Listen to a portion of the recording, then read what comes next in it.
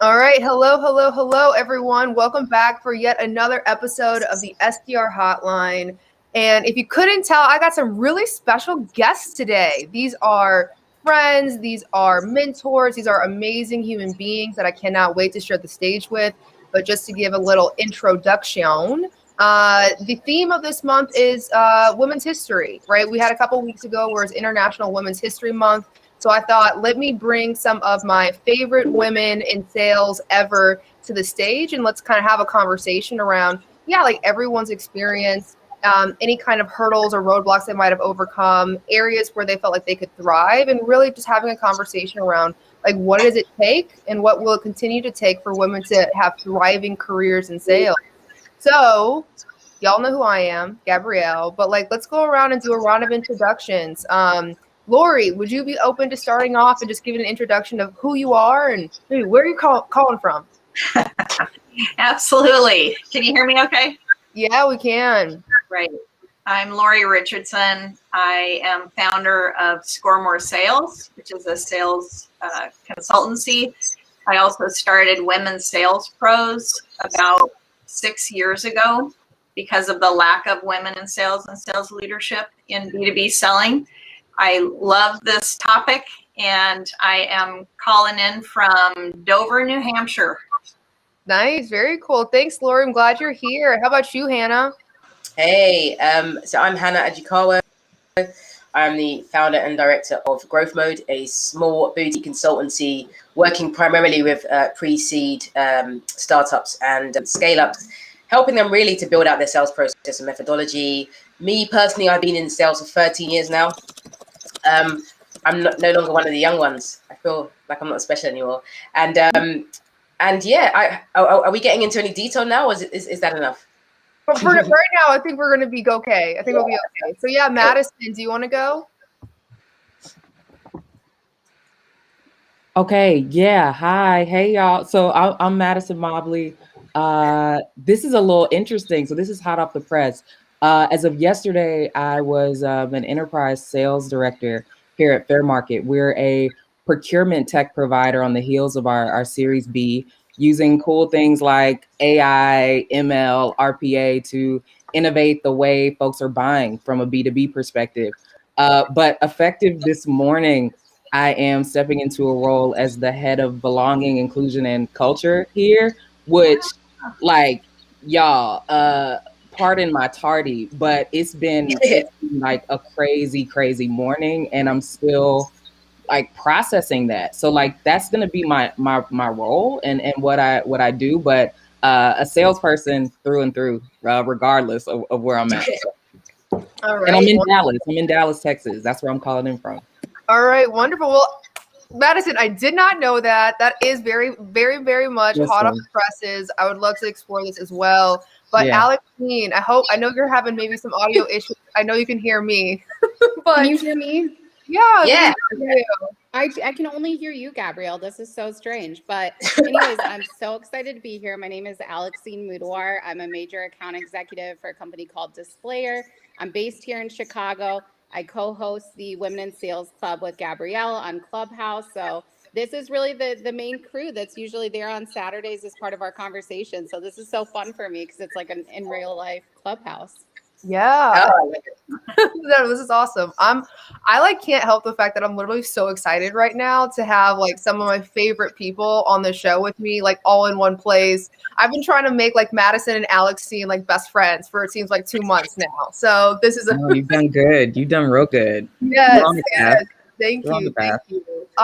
So here I would love to hear about just like I know from my end, like sales was never anything that was recommended or encouraged for me to go into. I think even stepping into a sales role, my family was like, what are you doing? Stop doing that. So I'd love to hear y'all's journey of how did you how did you step into sales and like what was the encouragement or maybe discouragement that you got when you stepped into it? So let's go backwards actually. So Alexine, I'd love to hear your story first. Okay, cool. And I just realized, you know what it is? I'm on a Safari browser, so that's why this is happening. So I'm going to switch over to Chrome. But so my story is I grew up with a parent who is a mechanical engineering professor. who very much wanted an engineering daughter.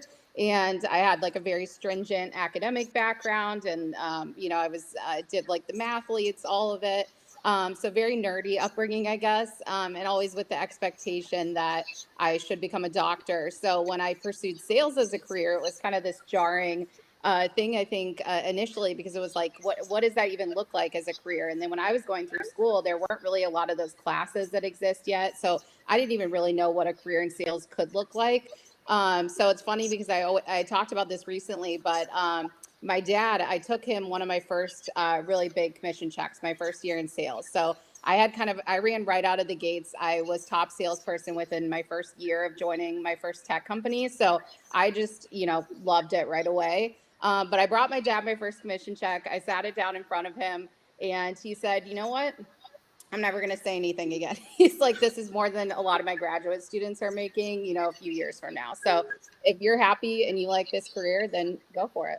So now it's been now he's a big supporter. He loves our women in sales stuff. So he's always like, he always saves all of our events, and then he has me like send him all of our little clippings and different things. So I think we did a big 180, but it's been great. I love it. Love to hear it. And how about you, Madison? Well, now that you're about to step out of sales, but like walk me through how you got into this business. Yeah, I'm about to step out into sales, but I just stepped into some better light. Amen. So for me, I chose sales for a very, very specific reason. And that for me was I had bills that needed paying. And so I always wanted to be a journalist. I love the power of the written word and getting that arguably controversial story, right? And that was something that I always wanted to pursue. But after graduating from Columbia University, it was like, the path to, world domination as a freelance journalist, that just wasn't it. And so after a nice little come to James talk, my dad's name is James. He was like, yeah, you got to think differently about this. Time is of the essence. And I grew up in a household where he's always been in and around tech sales and in revenue generating roles. And so I decided to lean in and started my career at EMC Corporation, went through their sales boot camp, and kind of the rest is history. And so from an earning potential perspective and kind of a job security and stability standpoint, when you think about how relevant tech is always going to be, it seemed like the right thing to do back then. And I kind of just fell in love with it. Ooh, that's a good one. We're going to come back to some things, Yeah. but tell us your story, pretty please. Yeah, sure. So I'm calling in from the UK, in Essex, right by the seaside. So I got into sales when I graduated university in 2008. So I studied criminology and social policy, and I was adamant I was going to change the world, particularly working with young people. So I was trying my best to get into local government. And then I realized when you leave school, you actually have to have 10 years experience to work for local government. So I thought, okay, where can I go and work really hard and earn money and kind of accelerate my career? So I thought, okay, let me go to lots of careers fairs. So I come from a household where my dad's a builder, he uses his hands, and my mum works in social work. So my parents just didn't understand this concept of sitting in front of a computer and making money. It was a bit like, what are you building? What are you making? So I went for various different interviews. I started in recruitment. That was interesting. I did that for about 6 months in 2008, financial crunch. It was tough, but I really enjoyed the energy and the atmosphere. So I was looking for a company that could then give me stability and bigger earning potential, and was fortunate enough to land a job at Experian, and the rest is history. And now I'm kind of stepping outside of that to help other companies kind of, I guess, get their sales to a place where mine were. So yeah, exciting. Awesome. Yeah. Thank you for that. I love this opportunity just to get to know y'all better too. So this is fun. But Lori, I would love to hear, cause I've heard so much about like what you've been doing, what you're doing now, but I would love to hear about how you got started in sales.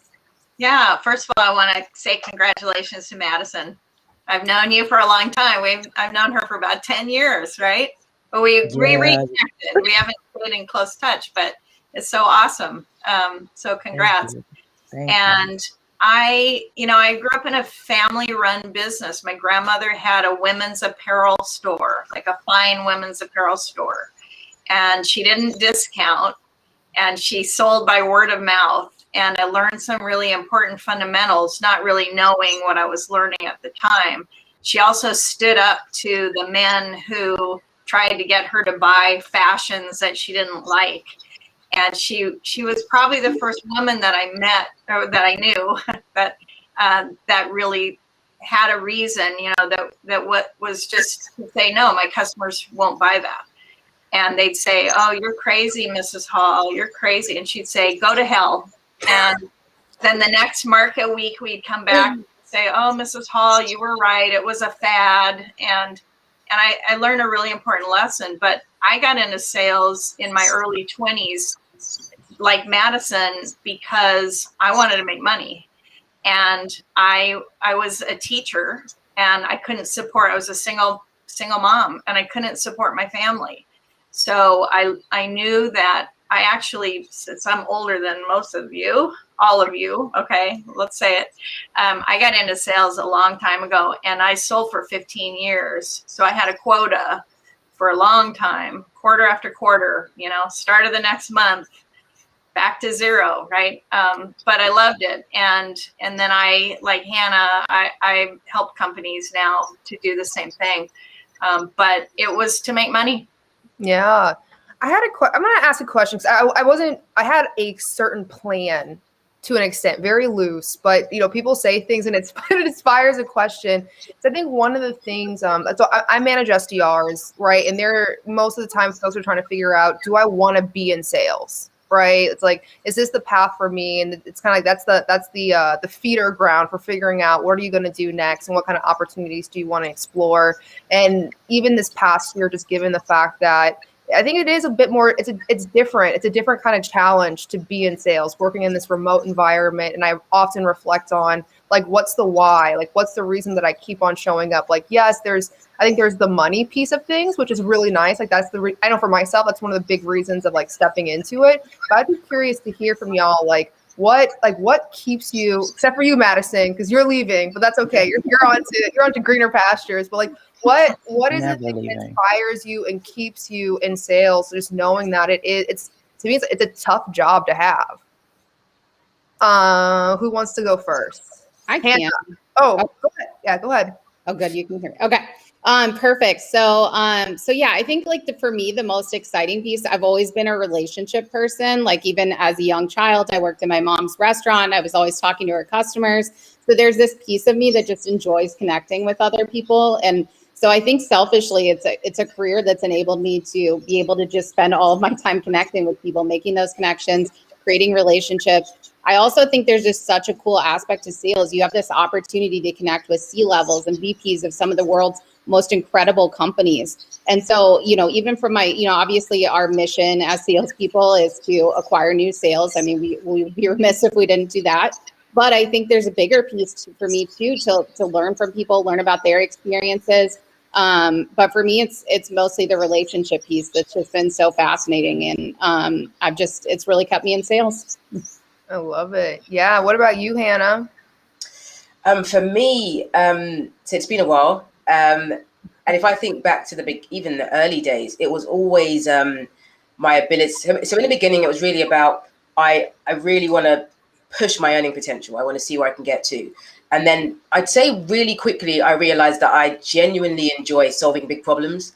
So I was quite fascinated at a young age that I could, still with my baby face, I can come into a meeting, sit with really senior people and uncover what they were going through and be like, hey, I think I got a solution to that. And be like, oh my God, like they don't know me from anywhere, but I've been able to connect and try and expand on that conversation. And then as I've gotten older, it's more a case of looking at the bigger goals and bigger dreams that are way outside of my immediate and what I want from life. And it's being in a position to, as Alexine said, you just learn really quickly. You're right on the pulse of everything that's happening, at a macro level in the world and at a micro level. And you're able to use that to kind of help you guide yourself in whatever direction you want to go in moving forward. So sales really is about enabling me to do that.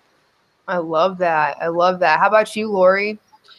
Yeah, I mean, sales is such an amazing profession. And it's funny because Madison's going to use her sales skills in everything she does coming up, just like we all do. And that's why I always encourage women to get into a sales, try sales for 2 years. Give it more than a year, because you might have a bad, it could be tough. You might not have the right boss or, the right products or services. Give it some time.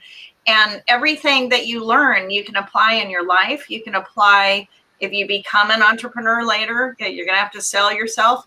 And if you want to rise in the corporate ladder, you need to sell your ideas. So there's no downside to selling. And while I got into it for the money, and I started on straight commission, by the way, so it was very risky, I learned that selling is helping. And I was a teacher. I could teach people things. And there's nothing, there's a lot of bad rap about what sales is or isn't. And when women are involved, generally speaking, we're helping solve problems. And that's what I love. Ooh, I love that. And Madison, tell me about you. What's going on?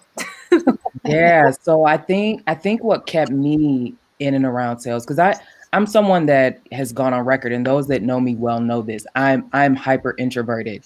So even to this day, I question how exactly I did get into a role or a world like this where you're peopling all day. But what I have found is that when you're in revenue generating roles, there's a psychological safety, right, that comes with, right, obviously I'm Black, in case y'all didn't catch it in the gallery, and I'm a woman, you know what I'm saying? And so no one's stranger to a lot of the things that we're talking about and managing through socially. So that psychological safety that comes with, okay, I put X amount of dollars on the board this quarter, it's not too much talking around that piece. And the fact that 9 days out of 10, sales is this world of kind of meritocracy, right? 9 days out of 10, and there are very specific things you can measure. That felt better to me than tap dancing around other spaces in corporate. That is a big, I think, going into my first year, so I started off as an SDR, but I remember like very, very quickly, it's like, wow, whatever I put in is what I get out of this. And I had been in roles in the past where like I was crushing my numbers, like I was crushing my targets, and nobody was acknowledging that. Like I didn't even know. I'm like, oh wow, like I increased sales by 3x.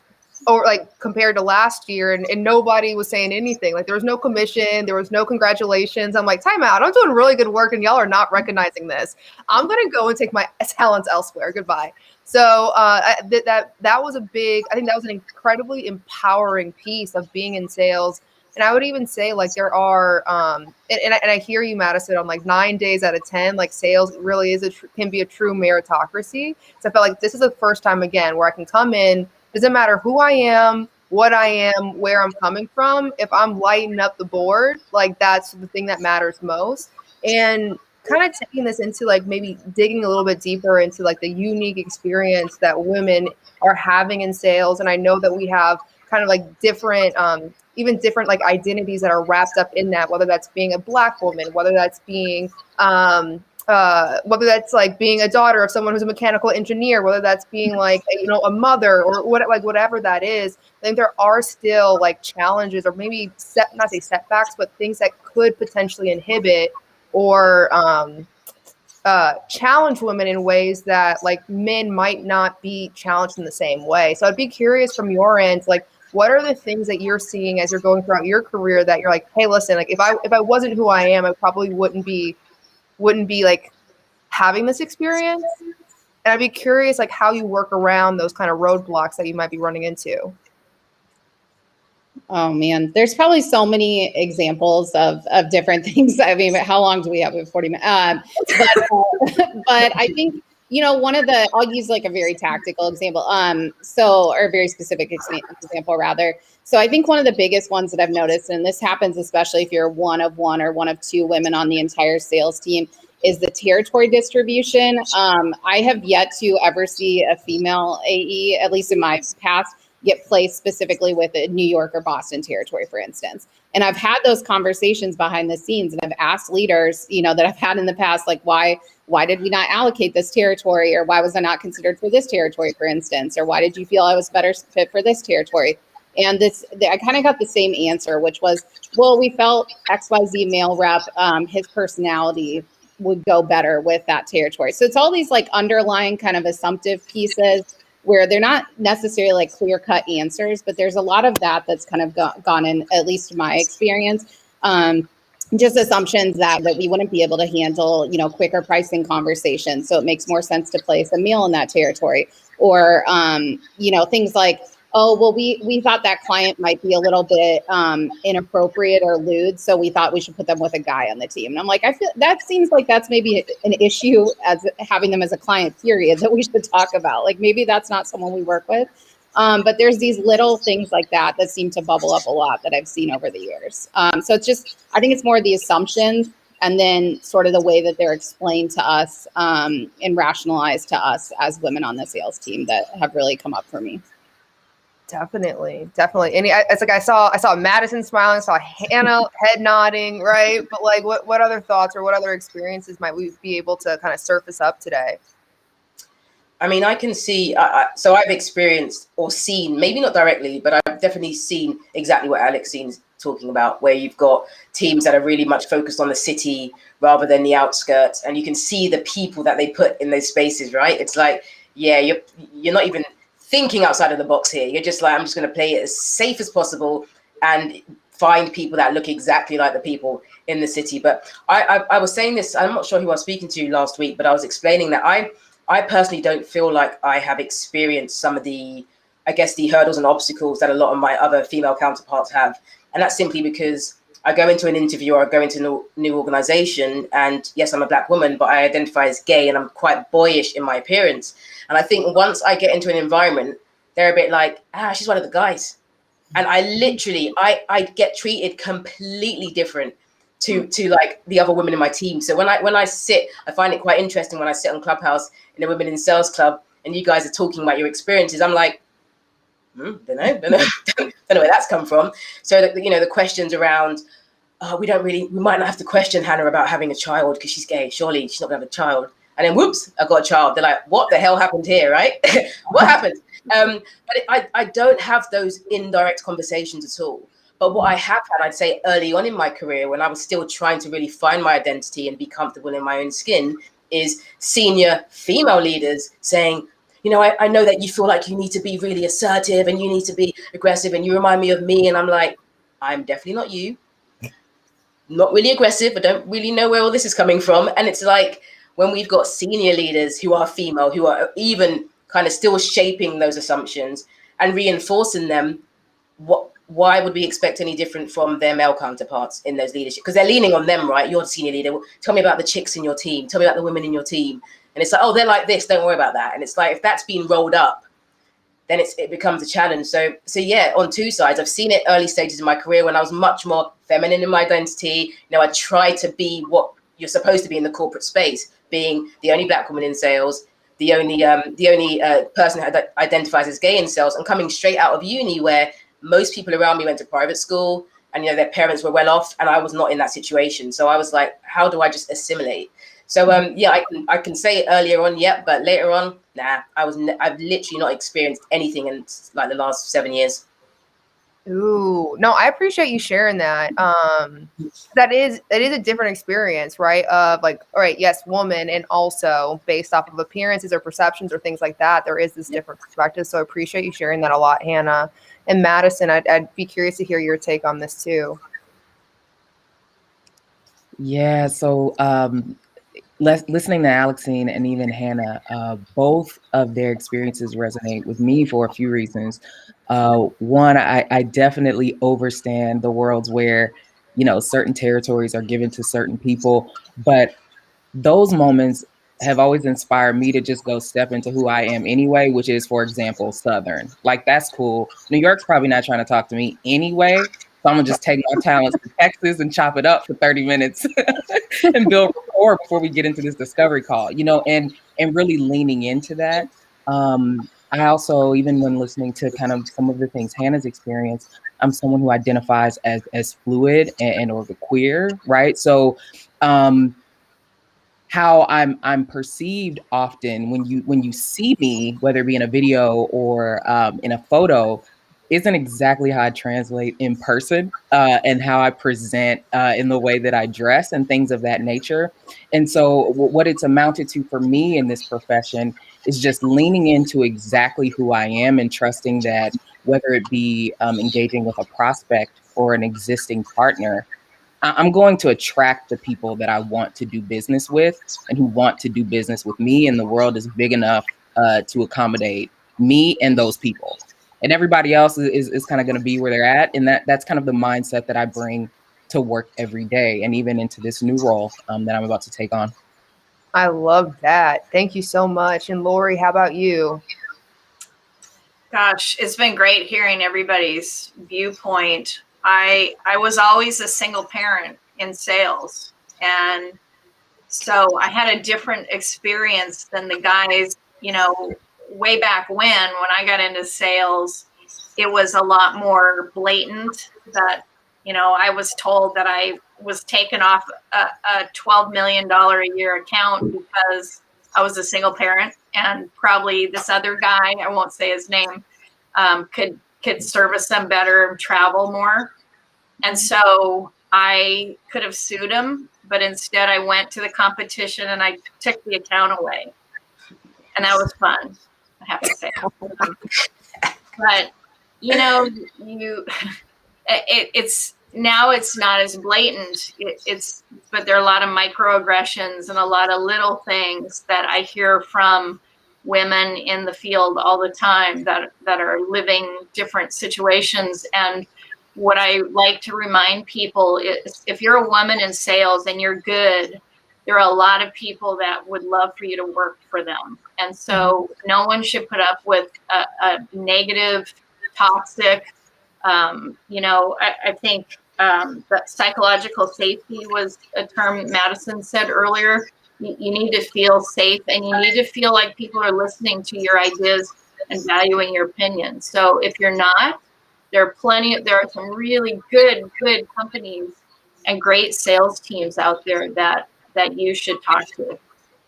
I love that. Thank you so much. And yeah, thank you, like all of you, for kind of sharing these experiences and sharing kind of, just what you kind of learned and observed as you're going through this. And I'm always curious because I feel like Madison, you've kind of touched on this, like Laura, you've touched on this a little bit too, of like what can help someone, like what can help like a woman in sales be able to what I'll call is like have a sustainable career in this field. So whether it's like, a mindset, if it's a mentor, but like what have you felt like has really helped you to be able to be like to achieve the success that you've had, but also maintain and enhance upon it?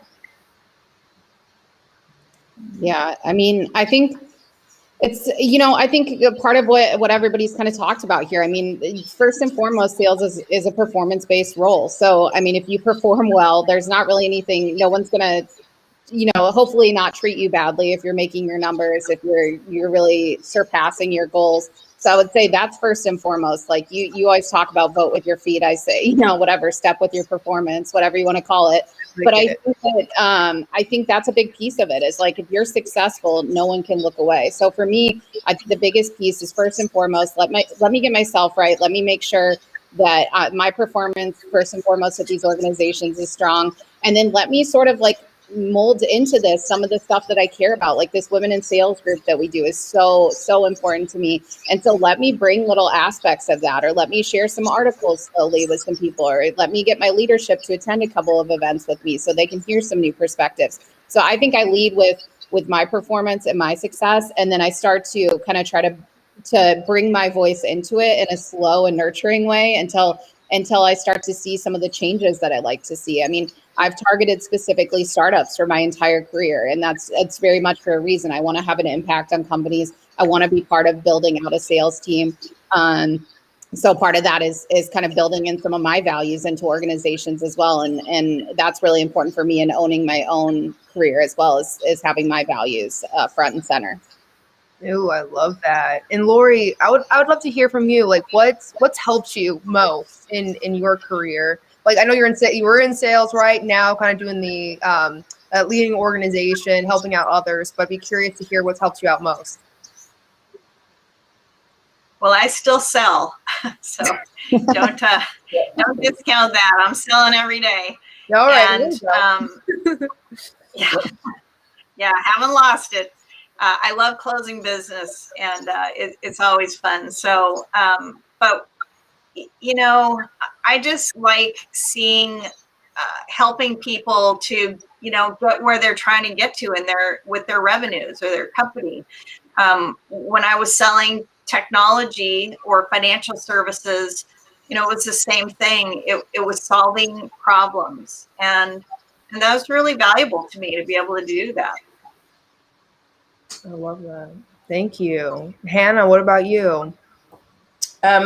So I would say for those who are actually trying to transition into sales as women in sales, I think you really have to treat your initial kind of interviews and engagements as what we'd call discovery sessions. Like, it is so key to challenge everything. And if you're finding that when you are asking questions that are just not textbooks, and the interviewer is a bit like, oh, okay, don't know why I need to answer that now. Just you just establish so much during that interview and those initial engagements with, because you start with somebody in your team usually, right? Then you meet like a line manager, then you'll meet a director, CEO, depending on how big the business is. It's so critical to go through that, because I'd say partway through my career, it took me a good 7 years to really get good at asking and challenging during interviews, because you start a role and in those first 30 days, you're like, you guys didn't tell me this. You told me we're struggling, but you didn't tell me everybody's struggling. You didn't tell me we don't have this part of the product or the service and all those things. And that can be detrimental to your own career. And, not when you're going through an interview process, or you're trying to accelerate your career into different companies, and you have had a bad experience where you know what happened, and you know what happened, you can explain it well. It's very hard to articulate that when you are not speaking to somebody. So through your CV and through those kind of things. So you want to make sure that you are entering into a company where you know you can be successful. Let them evidence that, and let them show you how they will invest in your development. Because until you are partway through your career where you can start to really understand the ways you develop on your own and the channels that you can go to, in the beginning, you need a bit of coaching. You need a bit of massaging from management and the business to really help enable you. So I'd say where I benefited really early on in my career is having that really great structure at a company like Experian, where it was just like, we train every day. That's just what we do. Like that, we work really hard and we work collectively. So I definitely say that. And I definitely later on in your career, or as you go through your career, something that I wish I did earlier was to network more.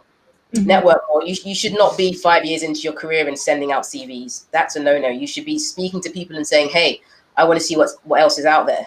And you need to be looking at the role ahead of you to see what you need to achieve. So based on that kind of meritocracy, I know I've done these 5 things. Promote me. What are we waiting for? And if you're not willing to do that, bye. Don't be afraid to say bye. Don't be afraid to say bye. You got the numbers. Doesn't matter if you were there 1 month or 1 year. Honestly, particularly when you got a network, you're good to go. So I'd probably leave that based on my experience. Ooh, I was gonna say we can go into like tips and tricks on like how.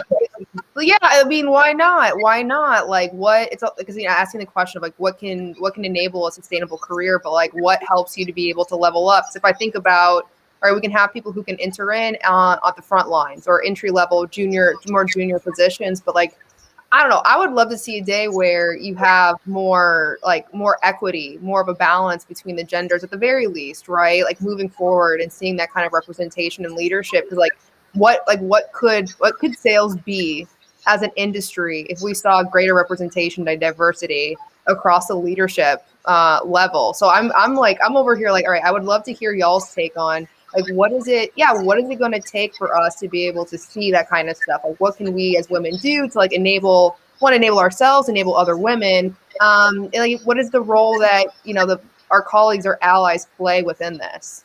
I know I didn't give you all this question beforehand, so I probably could have to give you all a ponder on it, but I'd be curious to hear y'all's take on this. And maybe Madison, because you're about to step into a role that I would imagine potentially, right, could really support this kind of effort. Yeah, I'm happy to. And I'll actually in part answer the question that was last on the table and then kind of segue. But one of the things I think that has absolutely sustained me in my career is just learning how to manage my mind. And all of the things that our mind does when we are first starting our career, to first experiencing some successes, to navigating the sales stratosphere.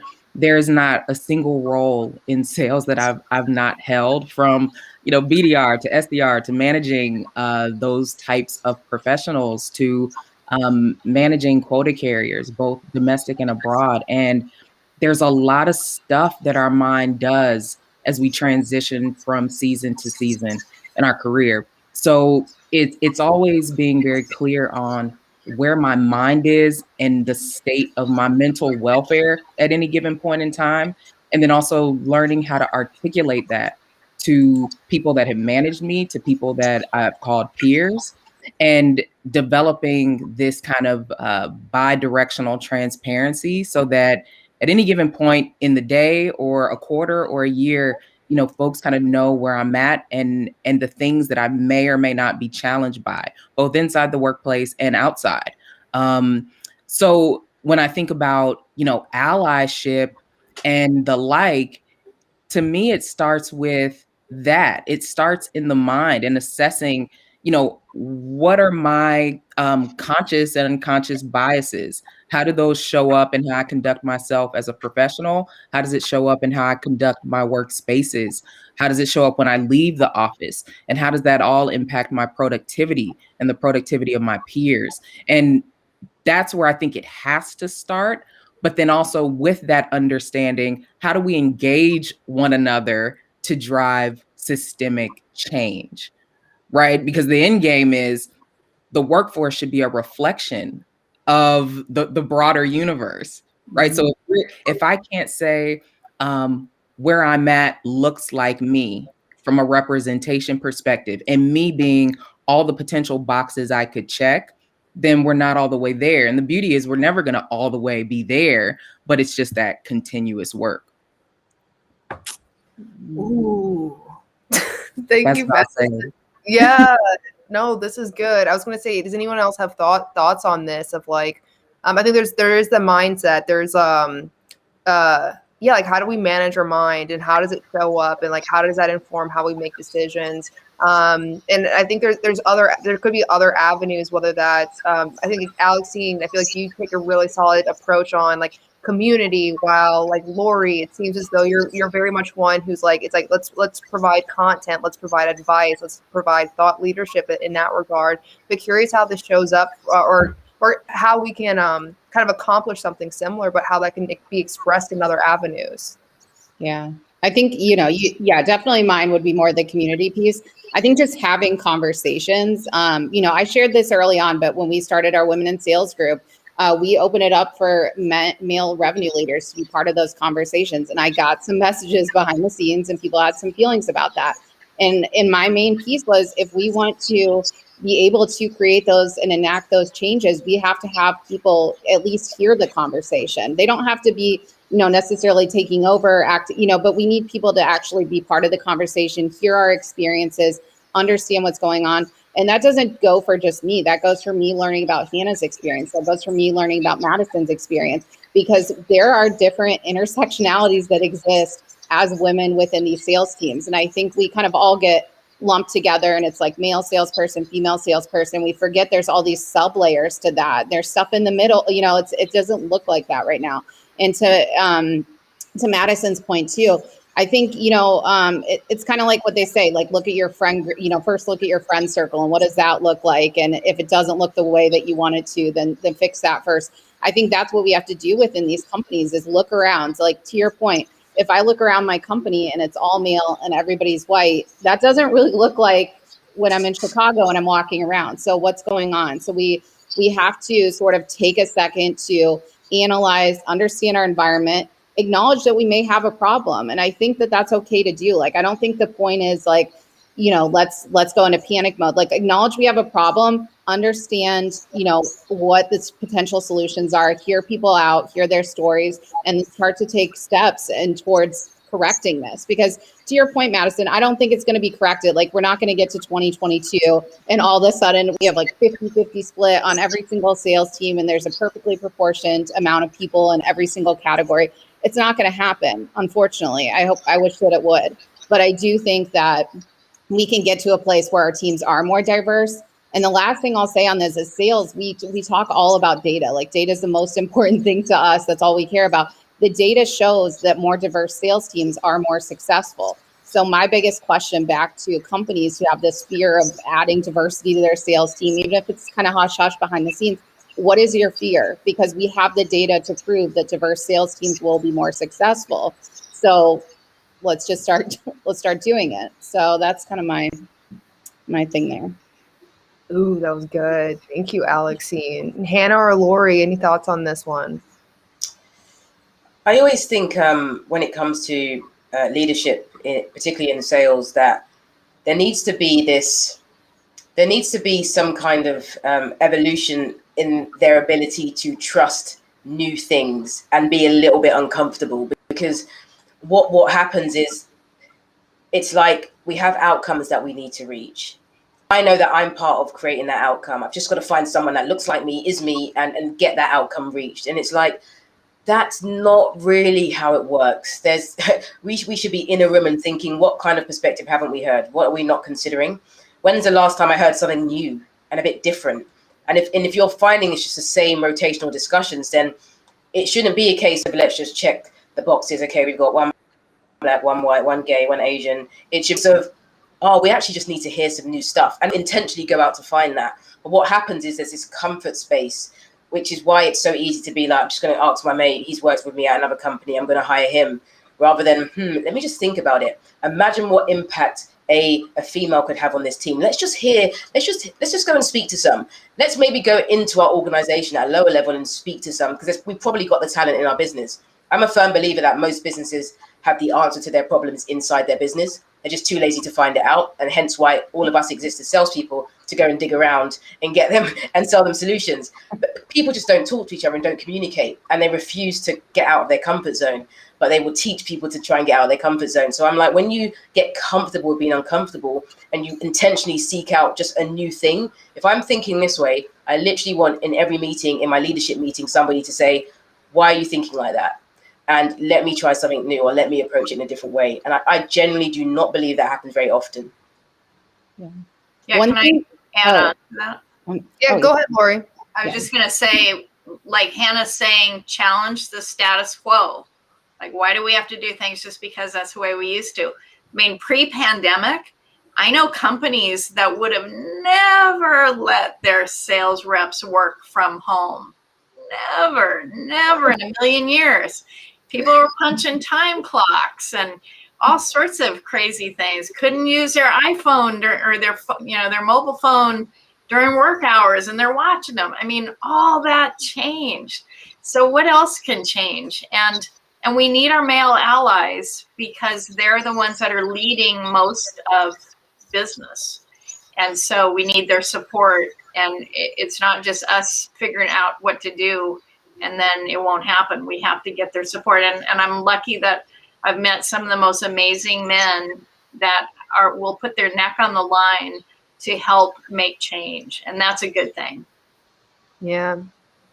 See, Alexine, I think you had something. And Madison, I see you smiling, so I'm gonna call on you afterwards. But I know, yeah, she has that look. She's ready. But yes, I'm so excited to hear from you, Madison. I love listening to you. But part of this too, I think that we talk a lot about is to Hannah's point, we talk about these checkbox that like everybody's concerned that it becomes a checkbox exercise. What that does is it presupposes that talent doesn't exist in each of these categories, but it does. So I think that underlying concern needs to kind of float away as part of this conversation too, that we're just trying to fill buckets for the sake of what it looks like. I think that we know that there's talent out there really in every single demographic. So we just need to start reconsidering what we're looking for in candidates and stop looking. I think the biggest piece and I've said this in interviews before, is for years, when I would interview with a male interviewer, they would say to me, or they would say to male colleagues, like, you remind me of myself when I was a young salesperson. Like, as a woman interviewing in the sales process, you're not really going to get that said to you that often. Like, there's not, I'm not going to remind, like, Curly Blonde is not going to remind, CRO John that of him as a child, for instance. So I think that's part of this too, is like stripping away kind of our assumptions and wanting to seek out familiarity in candidates as part of this conversation. And I think if we can step away from that and start to distance what we, trying to hire ourselves over and over again, I think that would help this conversation significantly too. Oh, I love that. And Madison, sup? Yeah. Hey, the thing I'll add too is, and this has already been alluded to, it's going to require a bit of reimagination, right? Because when I think about, comments like, we don't know where the Black and Indigenous people of color talent are at. Like, we just don't know where the pipeline's at, for example, or other things that we've heard. I think part of what's at play too is when you think about what allyship training has been historically, DEI training has been historically, folks got to block off a week worth of time. You're doing these belabored focus groups, right? That's not conducive to the speed of doing business.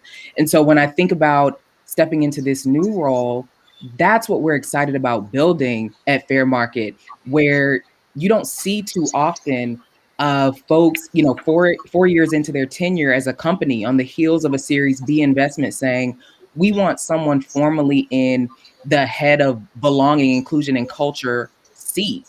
It doesn't typically exist because when you think about the speed of doing business, DEI work historically doesn't always go hand in hand with that when you think about the work involved. And I do think there's a way for us to make significant shifts in how we manage workplace culture in a way that's seamless and keeps everyone firing and making it part of the growth story versus something that has historically been considered, human resource work. And the social impact piece has to match the business impact piece, and they all have to be talked about at the same time while we're moving at a really aggressive clip. That's what's exciting, but it requires reimagination, I think. That's awesome. Thank you. Thank y'all. Well, I know we have we're 10 till basically. We got 9 minutes before we're gonna close out. And this has been an amazing conversation. I was just over here like taking notes on everything that was said. There's so many good like nuggets and snippets, right? To really reflect on. Especially this piece on like reimagining, challenging the status quo. Really like, just challenging ourselves to take a moment and recognize, like, am I being very thoughtful and intentional about how I'm engaging in my work, engaging with my team, engaging with my sales force, or am I just kind of like running the same tape on repeat, no matter how dry it is? So no, this has definitely been an inspiring and a very encouraging conversation. So I thank each of you for coming in today and for sharing your thoughts, sharing your perspectives and your experiences. And just for the folks who are in the crowd, right? Like, why not share maybe any kind of projects you might be working on or anything you're really excited to share about where people can like tune in and follow you. But we can go around real quick just so everyone knows, like, hey, I got some exciting things going on, and be sure to tune into it. What about you, Hannah? I need to check my calendar because I'm definitely on about 3 panels next week. So booked and blessed. I know, right? So connect with me on LinkedIn and just stay updated because I need to make sure that there's no clashes. That's the first thing. But right now, I'm really excited to be working with like various different startups. But one that's pretty cool is a company called Softbrick, and they're in the kind of audio feedback space, and they're creating something pretty special. So it's just exciting to be able to go to build a business from scratch, not really have any network in that space, and then be able to attract organizations like that and be able to support them in their growth. So that just gets me excited and out of bed every day, outside of my son waking me up before my alarm and being like, hey, mommy, it's morning. So yeah. I love it. How about you, Lori? Yes, I would love for everyone, women and men, to take a listen to Conversations with Women in Sales podcast. It's a podcast made with love. I have just done the last 30 episodes, and Barbara Giamanco did the first 60 or so. And there's just some really incredible women, some of you here on screen. And it's just a really good way to see it, be it, learn from people that are doing interesting things. I love that. Thank you. How about you, Madison? Yeah, so for me, I'm stepping into something that, hasn't been built before. So in terms of what's next, stay tuned because we're all about to find out. But it's exciting too. I think, in all seriousness, the most fun I've had to date in my career was back at EMC Corporation. I had an amazing opportunity to build a net new kind of company within a company, and it was a web and inbound sales team. And so I love building stuff. I love creating things in spaces where nothing previously existed. That's where I really thrive. I struggle when there are like walls around me and I gotta sit down and don't touch nothing. And so it's exciting. It's exciting. So that's what's next for me. Figuring out what that looks like at Fair Market. And I've got awesome networks and resources to kind of help me get there. And then other than that, I'm 3 weeks into a move here in Dallas, Texas, back at home. This is where I'm from. And so on the mental welfare front, it's like, the sky feels like the limit at this point as I think about the next few months. So that's me. I'm excited for you. I really am. So yeah, and thank you for announcing it here too. I think this is like the 4th time that someone's been like, announce my new job move on the SDR hotline. So all I'm saying is, y'all get a job move, come here, share the news.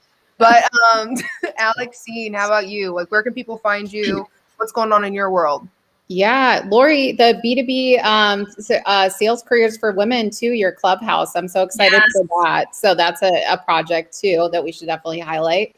I think my biggest project maybe right now is what Gabrielle and I are working on. I'm just so excited about our Women in Sales Club on Clubhouse. We meet 2 to 4 p.m. Central Time on Saturdays. This is a lot of the core group you're looking at right here. The conversations are incredible. It's open to both men and women. Anybody who wants to attend is welcome to join. And then I think outside of that, let's see, doing home improvement projects. I'm learning to be handy. So that has nothing to do with sales, but is very painful for me. So I'm going to learn to be handy by the end of this year if it kills me. There we go. Here we go. Well, hey, y'all, thank you so much again for coming, for being here, for being a friend as well, because I know I'll be hollering at y'all like outside of LinkedIn and things like that. So for everyone who was able to make it today, appreciate your presence, appreciate your participation in the chat. Be sure to follow the wonderful women on this group. And yeah, I'll see you on the next episode of the SDR Hotline. See ya. Bye, everyone. Bye, y'all. Thank